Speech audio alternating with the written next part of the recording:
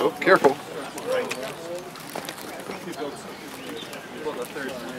Come over here, you can see it better.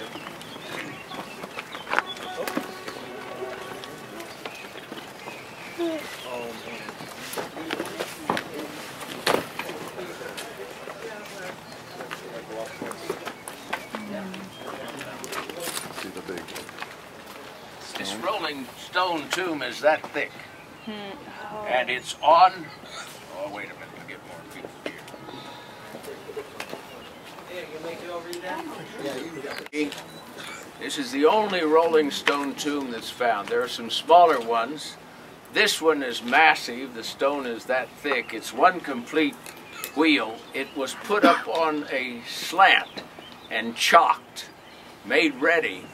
And so you can imagine what it was like when the chalk was taken away and it would slam to the other side, and to pry that open would be an enormous problem. I've been in it when it was possible to go through it. There are 4 rooms, and this was made for Herod's family. And of course he died at Jericho and was buried at Herodion, but here's where they were buried. So it was the best rolling stone tomb. The wealthy always wanted to be buried in stone, and they made a cenotaph opening, a rounded type like a little door. There were many ones other. There is a Sanhedrin tomb area where there are some 70 plus tombs. Of course, Sanhedrin, there would have been many dying, but it's called the Sanhedrin, the tombs, and they're all cut out of bedrock. Sometimes there are as many as 2 or 3 rooms. You have a place to go in where people could come and sit. And what they did was to bury these wealthy in feet first and seal it up. Now, there was a room you could come and visit, and they sealed for a year. With the other, this is the one for closing for one tomb, but they had them for a whole area. There was one cave that caved in when they were making a parking lot for a restaurant, and there were fingers in this cenotaph figure cut. And then after a year, they would come back and they would take the skeleton apart carefully, disarticulate it, and lay it in this bone box the length of the femur. The femur bone is your longest bone, and therefore that dictates, because they didn't want to break a bone, how long it had to be. If it's a child, it's a smaller one, but the wealthy would put it these because it takes a carved out place. I've even been in Tunisia, and they were there.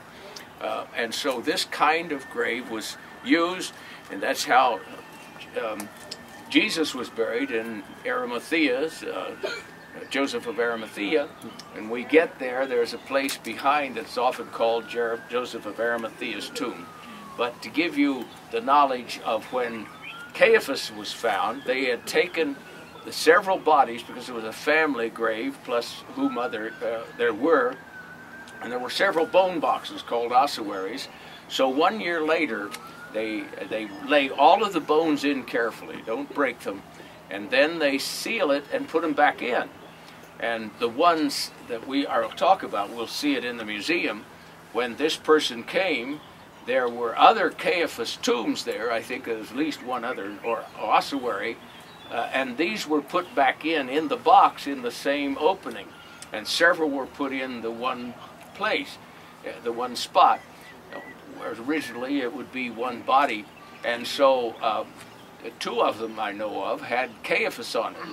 But the big one, the best one that has 6 rosettes on it, beautifully carved, had, when they came back a year later and they put the bones in, they just scratched the name to identify the ossuaries, maybe while they're getting ready to put them in or whatever. And so they had Caiaphas in it, the most beautiful one, and they brought apparently a couple of nails to scratch on the end Caiaphas.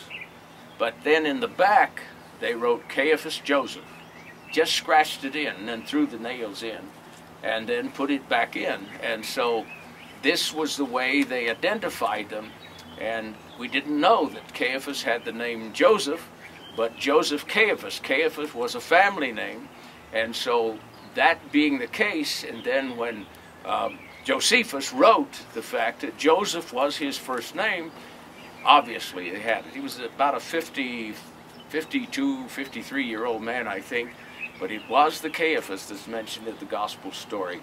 So